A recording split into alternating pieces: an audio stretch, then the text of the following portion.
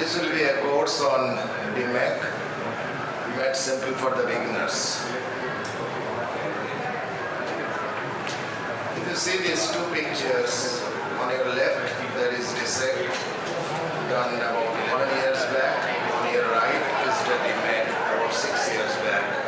And if you see the outcome, the DMEK is giving better results, and I call it the newness of small differences.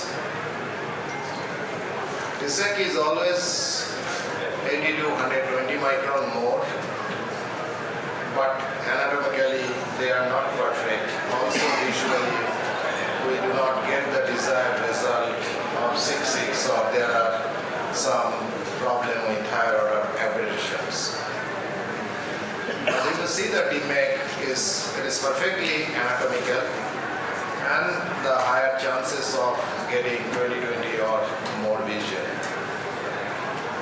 If you see the US data, if you see the last 5-6 years, in 2022 the data available, DMEK and DSEK is going almost same, few hundred more less in DMEK procedure. Probably this year DMEK will overshoot DSEK. Like in 2011, DSEK overshoot PK procedure in US. In India, probably more than 100 surgeons are doing EK regularly for last 15 years. And in 21-22, total EK procedure in India is like 2,600 plus, but DMEK is around 500, and this is why we need to do more and more DMEK procedure. With this, I start with our faculty panelists, Dr. Shoham, then Dr. Rajesh Narambata will be joining us, and Dr. Repti, she has some problem in home, so she is not joining us, and we'll take question and answer in between or at the end of this session. So I will call upon Dr. Shoham to tell something about introduction or case selection and donor preparation.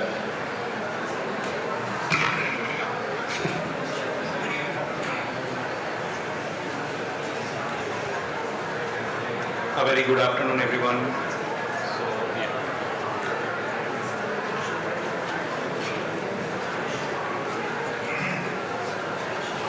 So I'll be talking about DMEK indications and case selections primarily. So no financial interest.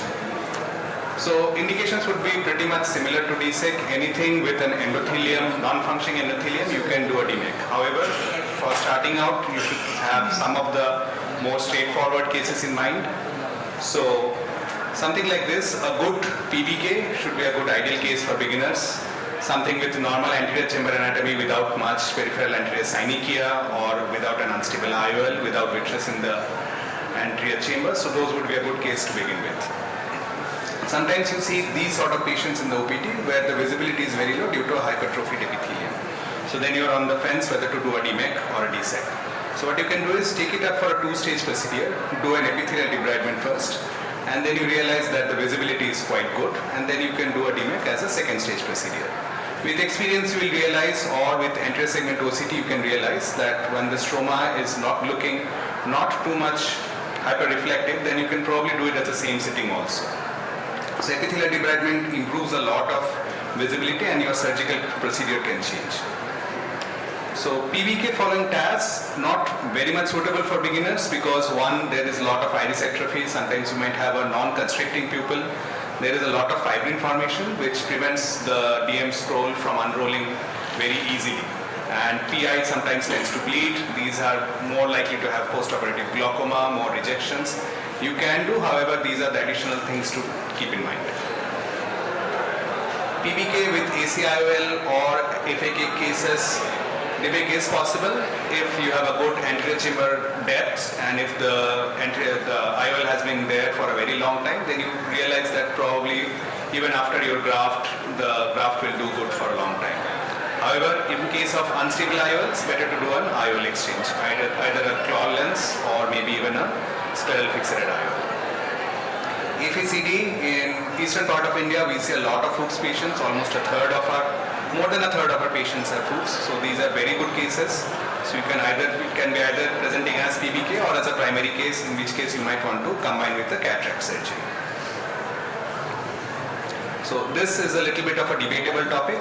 So mostly we go by age. Younger patients, we can do a phakic DMEK and later on do a triple procedure for better cataract refractive outcome.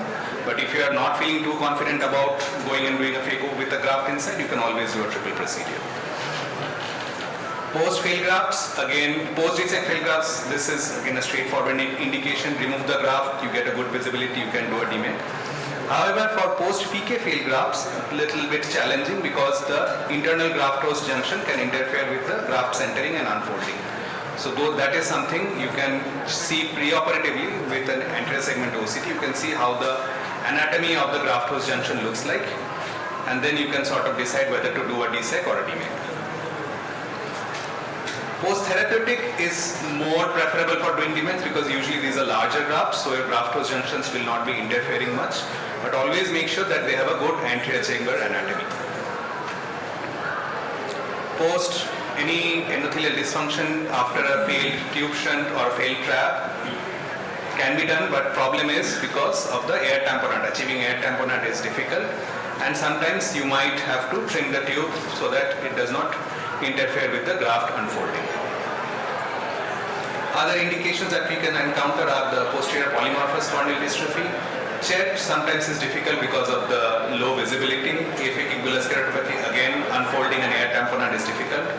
Eye syndrome, post-herpetic decompensations, these are some things you will encounter not too infrequently.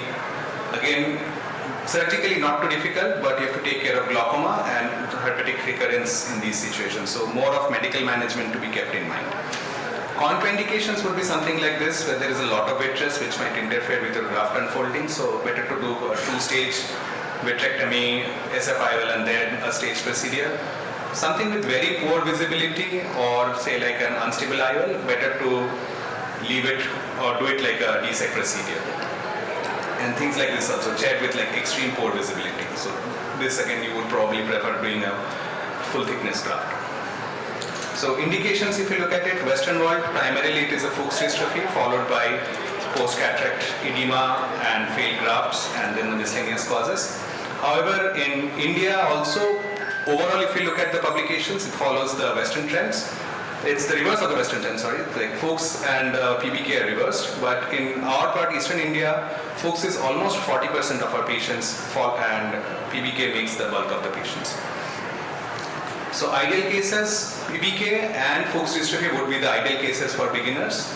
Anterior chamber anatomy and visibility, those will be your guiding things. So anything with an poor anterior chamber anatomy like a lot of TAS, lot of big iris defects, or aphakic cases, anterior chamber IOLs, scleral fixed IOLs, post-vitrectomy cases, those are not ideal cases to begin with. However, as you build experience, you can always go and visit those cases and try DMEK on them. I'll move on to the next part and I think we can take questions after that. So I'll just go over a very simple method of graft preparation. So this is the primary hurdle for many of the beginning surgeons is making the graft, because DSEK graft making is pretty simple and many of the IBANs they give you pre-prepared grafts also. But in Indian scenario, right now only LUT Prasad is providing, and they have started very recently, providing pre-stripped DMEK grafts. However, most of the surgeons do make their own grafts. So that's the difference from Western world, where you can have a variety of graft prepared for you. So one is the classical manual peeling technique, and then the other techniques would be the scuba technique where you prepare it under a fluid, then pneumatic dissection or a hydrodissection. This is similar to preparing a PDEC, but in PDEC you are creating a type 1 big bubble, however in DMEK you have to create a type 2 big bubble. So these are the things. What we follow is a manual peeling technique in a moist sort of situation. We don't do a fully submerged. So these are some of the very simple set of instruments that you require. So a Teflon block, preferably sealing the hole so that the fluid does not drain out. 9.5 trephine for the initial mark, and then the final trephine of your choice. 3mm punch, a good colibri forceps and a McPherson forceps, a blunt hook or a Sinskey hook, Trypan glue dry, and these Vexel sponges. So these are non-fragmenting sponges. The green ones, they give out fragments. The S-stamp mark and a petri dish with BSS. So very simply, we start by doing an initial 9.5 millimeter partial refination. So don't push in through too deep, and then with Trypan glue mark out the edges. Remove the peripheral part of the DM. So this will help in elevating the edges. So that's the next step. So either with a McPherson's or a Sinskey hook, or with even like a blunt chopper, you can lift up the edges so that then the peeling becomes easier. And you can identify also areas of the stronger adhesions. So then you start peeling away from that. So this is a one-handed peeling technique, and you peel about 75 to 80%, followed by a 3 millimeter punch. So if you have a small hinge like that, so let me just go back. If you have a small hinge like that, it's fine. So then float back the DM, and then flip the graft to epithelium side up. Open up that window, dry it. So drying is very important, otherwise your S mark can make it smudged. Put the mark and then put the lid back in. Now again with the endothelium side up, this is the final punch. Again, need not be too full thickness. Remove the peripheral part of the graft, and then finally the graft is stained and then transferred to a petri dish. And then this is taken up in an injector system. So there are multiple injector systems available. Either you can make it out of IOL cartridges, or you can use the glass syringes or a pipette also. So we use the AR40 cartridge for this. So this is the similar technique. This is just showing the difference of instruments. Like instead of a McPherson's, we are using a blunt chopper kind of an instrument to do the peripheral elevation of the DM endothelium complex. So once you get the plane, it's just that easy. However, if you encounter areas of strong adhesion, you should not try to force your way through.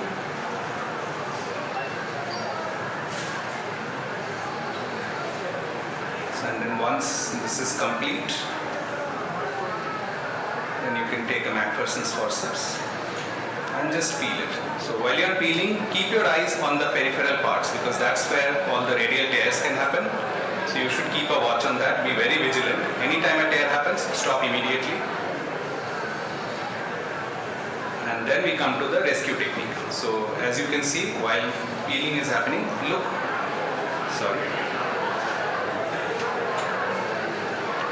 So look at the right part of the edge. You will see a radial tear which has just happened here. So at this point you stop.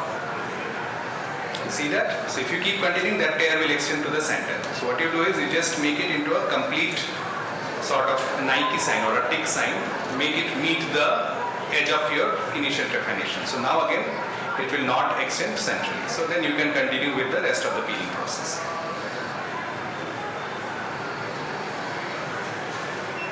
This is a little bit of our older data, so it's basically looking at the preparation time and the graft preparation failure part basically. So we had it's about 1 to 2% of damage during graft preparation that has happened.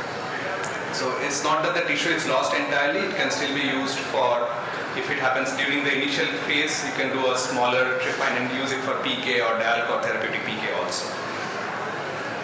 And then finally we come to the concept of a peripherally trephinated DMEK graft. So this is based on the anatomy. So what we know from anatomy is the endothelium's density sort of increases as we move from the center to the periphery. So instead of harvesting graft from the center, what we recommend is sort of deliberately doing a partially eccentric trephination. And so this process begins right from when your eye bank is taking the tissue. So you mark the tissue with like 2 linear scratch marks on the sclera, so which sort of looks like this. So you can stain and identify, so then you know where the superior part of the cornea is. And then your initial 9.5 millimeter trephine itself can be sort of placed eccentrically, almost touching the inner part of the corneal border basically, or the Schwalbe's line. And then the final trephination also can be, as you can see in the second part, it is also sort of more extreme. So what you do is, for the same size of graft, you are basically having more number of endothelial cells. So this is in comparison with the centrally trephinated corneal. You can see both the marks this is the initial 9.5 trephine, and this is say the final 8 millimeter or 7.5, 8.5, whatever. This is also central versus this one. So this is, both of them are eccentrically located. So what happens with this is, so you get actually more number of cells which is being given. So down the line, 2 years, 3 years, actually these patients, they tend to have a better cell count. And also fewer modifications that happened during, as a necessity during COVID, because when there was shortage of tissues. So once you have made this window, this anterior part is not usable for many of the surgeries other than say small patch grafts. So what if we do not do a S-mark? So what we are recommending here is putting a BCL with a trephine. So that will act as your window. Once you have done a complete peeling, instead of doing a partial peeling, you do a complete peeling, float it back onto the BCL and then mark it through the BCL. And then this part, the anterior cap, can be used for any of the procedures, be it DAL, be it therapeutic PK, or even as a carrier for a keratoprosthesis. So finally, take-home message for beginners is wet lab, basically. So pick any techniques. This is one of the techniques. You can even do scuba technique, whatever. Stick to one technique, repeat it over and over again in the wet lab. So once you have practiced it, you can definitely be a master of it. And for the initially, the age choice would be, that I did not go into much details. The age choice would be between 55 to 65 years of age, because then the scroll does not form too much of a tight scroll. Tissue, the storage media does not really matter between MK medium and cortisol. We have looked into it, and be it the preparation time, be it tissue damage or unfolding, there is no difference between the two media. However, diabetics, if it possible, if you can avoid. So most of the tissue damage that we have had are from diabetics, but it's like higher in diabetics. You can still use tissue for diabetics, but you can have a more chance of having like tears happening during the tissue preparation. Thank you very much. Thank you, Shom. So, any question we can take right now, and then we'll move to the... Rajesh, you have any comment on this? Any question to Shom?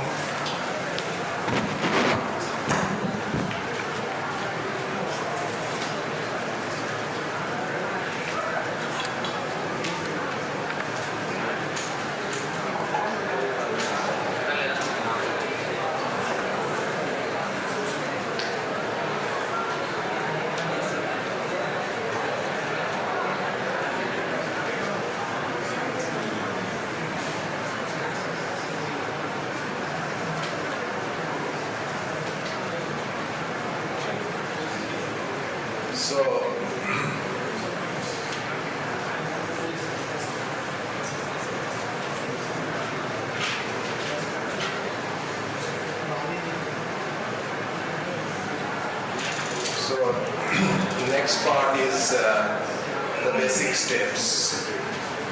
So what we do in our, what is recommended and what we do, it is recommended that for initial cases you should prepare the donor first even before giving the blocks, because there is chances of donor preparation failure. So you may need to, if you have backup tissue, it is good, you can go with the second tissue, or you may have to postpone the surgery. It happens sometimes. But what we do, we usually do the donor preparation during the surgery itself. We do the basic steps of recipient preparation first, then in between we do the donor preparation. That is actually to save the time. So the pre-op preparation is same. So dilatation is required for total procedure. Surgery time initially is like 50 to 60 minutes, but with time you can reduce it to less than 30 minutes, and only DMEK is less than 20 minutes, including the preparation time. So we always recommend that you should keep optical quality tissue standby for first few cases. So you should not corresponding a case. So, as already told, that case selection is almost similar. Donor preparation is different in two different techniques, but the main incision in DMEK is between 2.4 to 3.2 millimeter. Then there is difference in scoring. Scoring in DSEK it is of same size, and DMEK it is little larger, maybe 0.5 to 1 millimeter larger. Inferior PI is a mandatory in most of the cases of DMEK, but you can still, there are a group of people who are doing, who are not doing inferior PI during the surgery. Recently we are doing some of the cases. Then anterior chamber you should keep deeper in case of DSEK during donor insertion, whereas it should remain shallower in DMEK. Then graft transfer, it is easy in DSEK. There are several procedures, but DMEK it is a little difficult and always by injector system. Donor unfolding and unscored is easy with BSS and AR in DSEK, but in DMEK it is the second hurdle to unfold a DMEK graft, and mostly it is a no-touch technique, and we should have some marking, asymmetrical mark on the DM side so that we could easily identify the right orientation of the DMEK graft. Donor centration, DSEK is easier, but DMEK it is difficult, and sometimes you should not attempt to make it perfect center. AR injection easy in case of DSEK, but again it is a difficult part in case of DMEK because you have to be right at the center of the pupil to give air, and at the same time your AC depth should be adequate so that if it is more deep, so again the scroll will come back, so you will not give proper injection. If it is too shallow, you may hit the iris. We had several incidents. You may hit the iris and there is start of bleeding. So it should be optimum AC during air injection and putting the needle right at the center of the pupil. Flat supine position in both the cases are almost similar, but DMEK it is we keep the patient flat supine position for 1 to 2 hours in the ward only. So main incision and side ports are similar, only that we go with a little bit post-limbal incision and giving after doing little conjunctival flap preparation so that I don't need to put any suture. Many people give sutures, but normally we do not give sutures, so the incision is typically 3 millimeter and there could be a least astigmatism. Then DM scoring, there are several ways you can do in a triple procedure, dilated because your fundal glow is the best to see the DMEK scroll.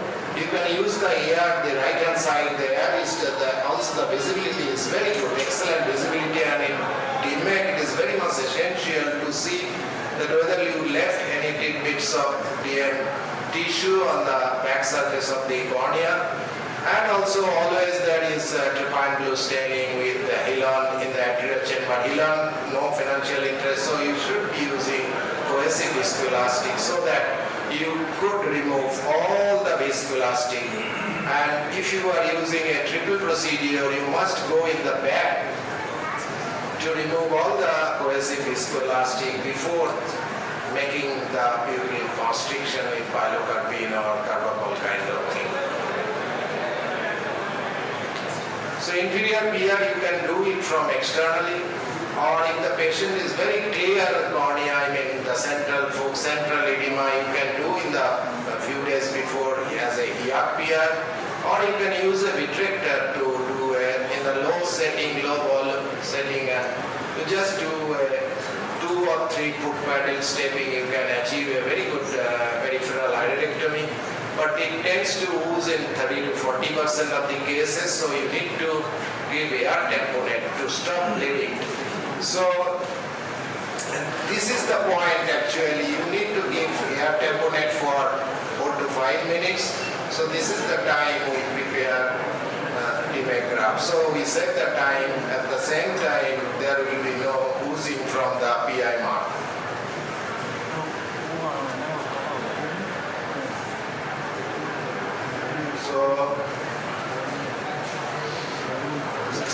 sometimes you see that bleeding happens profusely, and you need to be very careful that bleeding. You see it on the back of the IOL, the bleeding is coming. So you need to give more time for air tamponade in these cases. So sometimes it is not advisable, and people who are on anticoagulants, especially the novel anticoagulants, you must be very, very cautious about doing PI. Then donor transfer and insertion technique.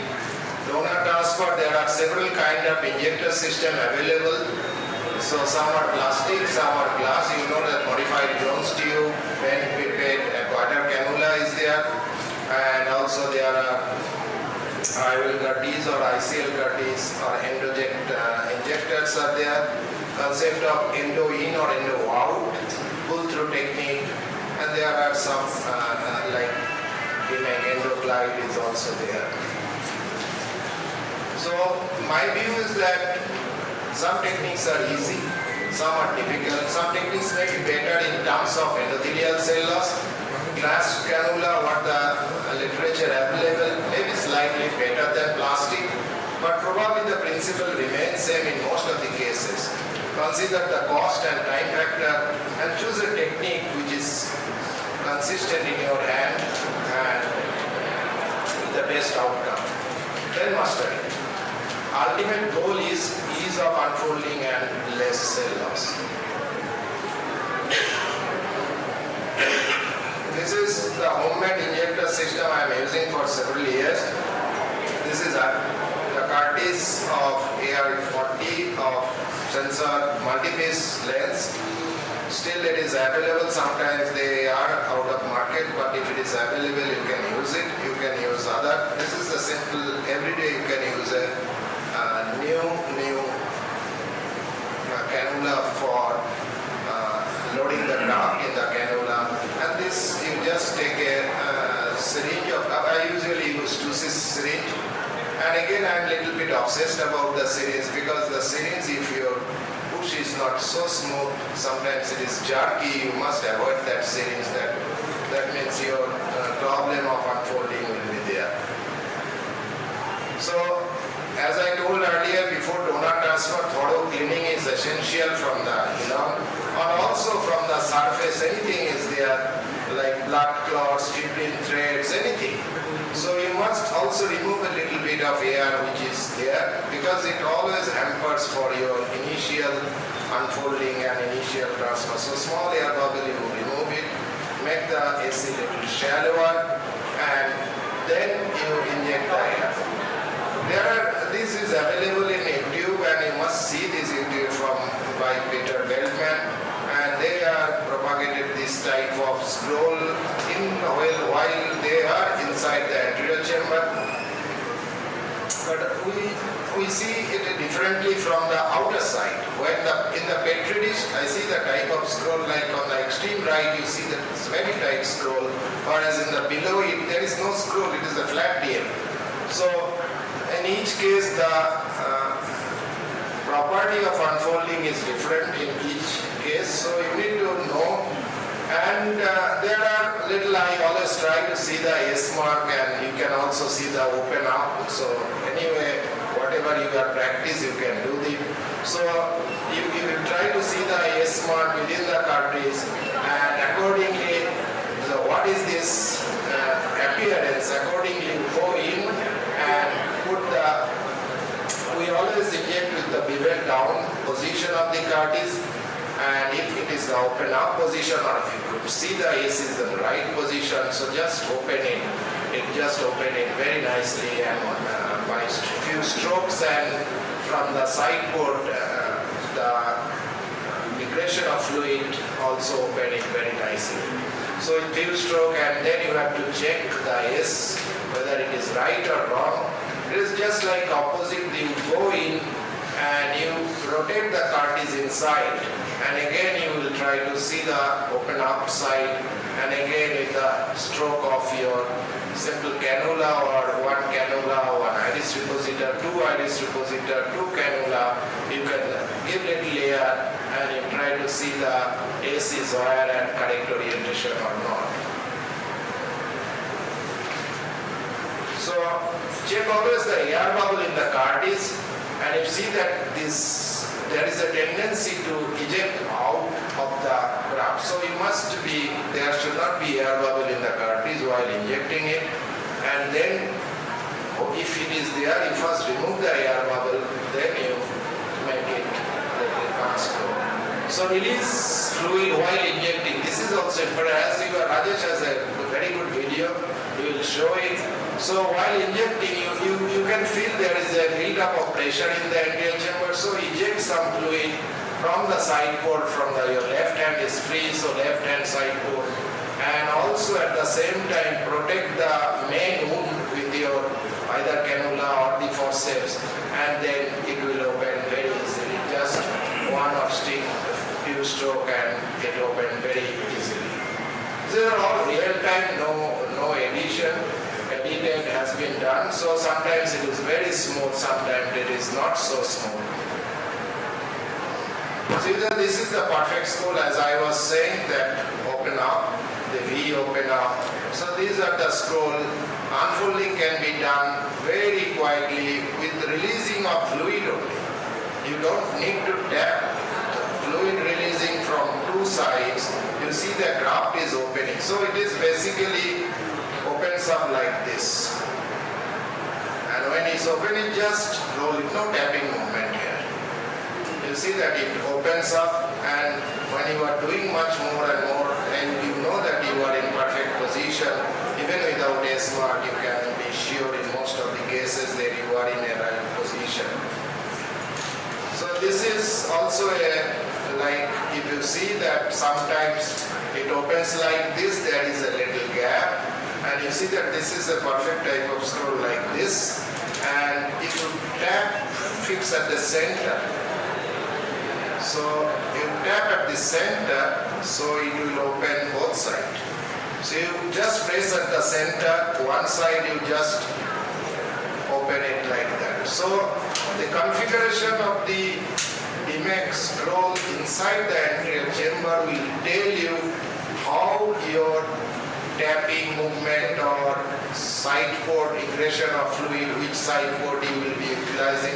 I am doing it from the head and side, so my technique is little different from other techniques. Most of the surgeons are doing from the temporal side. So this is also like that. And if it is just reverse, ulta ho gaya, then you have to see how this thing is getting reverse, and you can see the S. So keep your eyes very closely and try to see the S. And when you see that yes, it is in a reverse direction, and then you try to give little movement. Just flip the thing. You said the slow movement, there is a flipping of the graft, and the graft is now in a right direction, so it is opens up with orientation is the same. So you have to be very careful and very slow, so that you should not depend the anterior chamber very much, otherwise there will be again formation of scroll. This is sometimes happens, like you see that it opens, and while you are injecting, you can see that how the endothelial side is behaving, and when it is seen, you fix the free end, or you can pin with a iris depositor or a cannula, and then you just, that movement to other side is sometimes difficult. You need to shallow the anterior chamber, and you see the S is visible and your direction is perfect. So there are many kinds of folds you will see always in DMEK scroll. Not always you will get the same scroll, but Rajesh will say there are some tricks that that you can always, most of the time you can predict your scroll time. Sometimes it is just again the whole thing is reversed, so you have to flip the thing. Flipping, so you inject the fluid, PSS, from one side port, make the AC little shallower area, and you inject, and your injection of fluid, direction of fluid towards the iris so that it rolls like this. So one is rolls like, you see that S is reverse, it's like this. So S is reverse, so you again, same thing, same, you apply, and you will see that there is a flipping movement happened, very quickly it happened, and S is right direction. And sometimes you see that it is just opposite. It happens during my life surgery session. It happened during, while I was doing life surgery in 6O conference last year. And you see that AC is reverse. And people are telling, no, you are right. But then again, sometimes because of visibility problem, you may miss. And then you will just try to reverse. Sometimes it's kept at the angle at the wound. You have to be very careful. You see that now the S is right direction. Now when you see that S is right direction, then you manipulate more. So visibility is one of the problem, and you can use your light pipe to see the visibility. There people are using slit lamp also. Namrata will be telling about the anterior segment OCT, intraoperative OCT, to ensure that why you are right or wrong.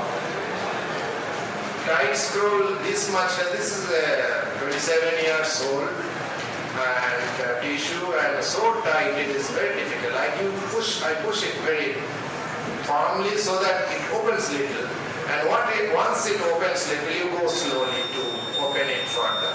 So this is my technique. Maybe Rajesh can tell in a different technique, but tight rope scroll it usually takes longer period of time. One side we are telling that we are giving younger tissue, but each stroke is killing cells. So you must be very careful that tight scroll means your initial load may be good, but during surgery you are killing much more cells. Each stroke actually kills the cell. So you must be very careful. So, and you are very careful about maintaining the optimum level of the anterior chamber. Sometimes the unfolding is fun. This happens with the older patient. You just go in, and you see that little eccentric people.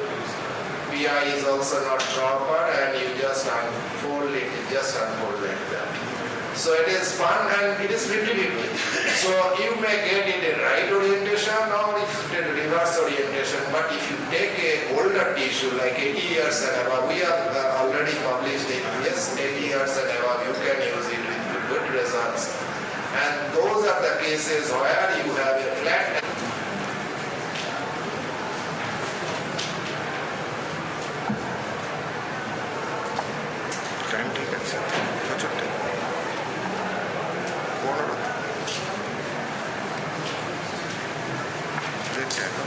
Good afternoon, everybody. At the outset, I would like to thank both Som and Samu for involving me in this course. I think both of them have beautifully covered all the various aspects of DMEK surgery in terms of harvesting the donor, inserting and unfolding. Samu showed really beautiful videos. The only point I want to make is, at least for the audience, please suture your primary wound. He has expert hands, so even with non-sutured wound, the scroll doesn't come out. But if you're going to start DMEK, please suture your wound. Otherwise, when you're tapping and manipulating, you can lose the graft very easily and not even realize it.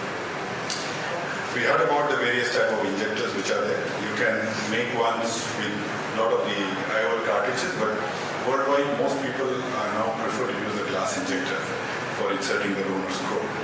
And the donor is inserted mainly by a flushing technique where you don't touch, basically you're pushing in fluid into the anterior chamber. Along with the flow of fluid, the DM scroll is delivered into the AC.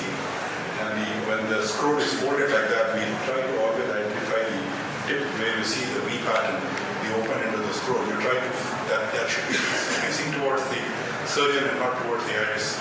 So most of his videos you will see that he successfully manages to get the scroll in this orientation. So the unfolding becomes relatively easy. If it was the reverse way, then you have to spend time flipping it over. So that shows you that that's the correct orientation. If you get it like this, that's the reverse orientation, where the endothelium is facing towards the stroma. Now, one of the problems that in the learning curve that you face is that when you are flushing and you're injecting the fluid into the anterior chamber, if your donor scroll has not yet gone into the AC and the AC is completely filled, then the excess fluid has to leak out. It may leak out from the edge of your wound or from the side port. And in case the anterior chamber is pressurized, when you withdraw the tip of your cartridge, sometimes there is a tendency for the donor DM to get partially or totally expulsed from the eye. That's why you can see his wounds are slightly larger than the cartridge that goes in, so it leaks a little bit fluid. Some people also release fluid from the side port to depressurize the chamber, so that when you're withdrawing the tip of the cartridge, there is no tendency for the scroll to come out. The other disadvantage of having a very deep chamber is that when you put in your scroll and your chamber is very deep, there is more space for the scroll to flip over. So you will realize that you inject your scroll, and then although in the cartridge the scroll was in the right orientation, but we went in so fast that inside the anterior chamber it gets reversed. So that's why you need a more controlled way of entering the decimal scroll. So this is what we all learned through when we were going through our DMEK learning code, and that all the various configurations that can achieve. So these are again some of the videos that I show you. The first one is a perfect scroll, so it has gone in, so you can tap in the periphery, you can release fluid from the side port, or you can fix it in the center and then give peripheral push. And with all these methods, you try to control. So by creating these fluid waves in the anterior chamber, you try to get that decimal scroll to open up using a no-touch technique. Here it was like it was folded on each other, so we gave a small burst of fluid to flip it, to turn it up. And in case if you have a slightly younger donor, you can use there is some maneuver where you fix one edge and then you like what is called as a drum roll technique, that you tap proximal to the folded part of the DM and get it to unfold, also referred to as the carpet unrolling technique. So this is very good when you have younger donor tissue, where the tissue has a greater tendency to scroll, but you need the ability for the chamber to shallow. If you have a myopic eye, post-vitrectomized eye, very deep chamber, then you have difficulty opening up the scroll. So we put an air bubble above the scroll and use the air bubble as a third instrument to try and get the scroll to open up. And once the scroll is opened up, you gently aspirate the air bubble without disturbing the donor DM, and then put an air bubble below it. So that's referred to as the air bubble assisted. There is a recent paper that describes it as a double bubble technique of unfolding this, where you retain the bubble on top and then you go back and put a bubble below, and then you try to get the donor into the machine. Now, here, when you try to flip over, watch this video. In slow motion, if you see, if you increase too much of fluid, not only will it flip over, but the current of fluid will again flip it back. So it's important that you pay attention, don't be very vigorous. You have to give short pulses of fluid, and at the same time, don't try to maintain a very deep chamber, because if it's a deep chamber, the flow of fluid, the current will keep going. It doesn't stop only when the... But this is already covered, so the graft damage during preparation, there are rescue techniques in place, and initially better to take have a backup tissue so that you are more at ease during surgery. So if you have even wider ribs, you can always do the stripping from a different location. You can see it is extended quite into the center here. So you can extend, and then you are sort of left with a 3/4 DMEK. So you can still operate and then have a good surgical outcome. So bleeding from the eye side, definitely brown irises tend to bleed more. So some of surgeons, they do DMEK without a PI, but you have to be very careful about post-operative air management. Alternatively, you can do a PI with a YAG laser preoperatively if the cornea is clear enough. Otherwise, if you do have a PI, keep an air tamponade long enough so that the bleeding stops, and wash thoroughly for any fibrin. Expulsion, so this is Murphy's law. Suture is in place, and with very enthusiastic water, even then you can lose the graft out. So if something has to go wrong, it can go wrong. So to prevent this, what we recommend is having sort of a gauze piece, which is nestled in your speculum, so that can catch the graft, and instead of it going into the drainage bag. So this graft, if it is in and has not gone to your drainage, you can still take it back in the petri dish, load it up again and use it. So DMEK graft behind that is you can encounter it accidentally in AIOC cases or in sterile fixed dial cases. Look while that the graft has gone posteriorly. So no choice but to sort of retrieve it back. If it has fallen in the vitreous cavity, you have to take help from your VR colleagues. Post-operative complications, pupillary block, nowadays it's rarer because of one PI. Two, you are checking the patient's in the slit lamp soon after to make sure the air bubble level is good. Graft detachment, yes, there's a lot of variety from the publications, and causes would be some retained viscoelastics, or mostly it's because of inadequate tamponade or some of the anatomical changes. So detachments can be two types. One, these are like the partial detachments, which is less than 1/3 of the graft size. With this, you can wait and watch. Even if it is central, still you can wait and watch because sometimes they tend to get attached spontaneously. But if it is like this, which is almost a near total detachment or a detachment with a scrolling, this is in a post-PK failed graft. So these are the ones which would require the patient to be taken back in the OT for a rebubbling. Coming to steroid-induced glaucoma, management very similar to that of DSEC. Advantage here is you can taper steroids faster in DMEK, or you can switch to the softer steroids faster. And anti-glaucoma medications or glaucoma surgery as and when required. Interface infection, this was encountered mostly with the pre-prepared tissues. Rare if you're doing it yourself. Probably the repeated cold thaw cycle in the eye bank is one of the reasons. Ideally, you should be taking the graft out, treating, and then doing a regraft. If severe, you might have to do a therapeutic TK. But sometimes, like in this case, this was managed intensively with topical and oral medications and responded beautifully with the graft surviving well after 3 years of that infection. Graft rejection, much less than that of DSEC. Most common due to discontinuation of steroids. One very interesting fact is we are encountering more after COVID, and especially these sort of things like the silent DMEK rejection, where we are seeing KBs and the loss of cells, but patient does not have any symptoms of decreased vision or photophobia. Graft failure can either be primary or secondary. This again follows pretty much like that of DSEC. Primary graft failure, if you have not been supplied with a good tissue or if there is too much manipulation, you can have a primary graft failure. Secondary failure can be anywhere due to lot of intraoperative complications, glaucoma, stopping steroids, and just a spontaneous rejection. So this to be managed again with initially with intense medical management, followed by, if it fails eventually, then you have to go for a regraft. So, thank you, Sean. Whatever time is left, it will take. We can take some questions. Any questions from the audience? Any question to anyone? For Rajesh Vogla, yes.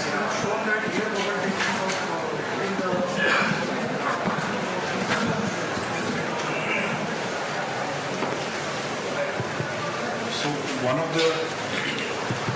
of the techniques of unfolding the graft in a DMEK surgery is that you need that lens iris diaphragm to come out and the chamber to shallow. And then when you tap the cornea, between the two, the scroll can open up. But if you have a high myope or a vitrectomized eye where this is lacking, then what happens is the chamber continues to remain deep and the scroll will not unfold. So then to get it to unfold, we put a small air bubble within the two limbs of the scroll. And then we try to shallow the chamber. And with the air bubble being present, by manipulating the air bubble from the surface, you can get the edge of the scroll to open up. Once it has opened up, see, when there is only fluid, what happens is you tap, you get it to open up. But the moment you let go, it re-scrolls. But if you have that air bubble in the center occupying the space, then it cannot come back. So once you have done that, when your scroll is opened up, then you can go back below the donor and put a small air bubble. And this air bubble, as it lifts up the scroll, the air bubble that is on top goes to the periphery.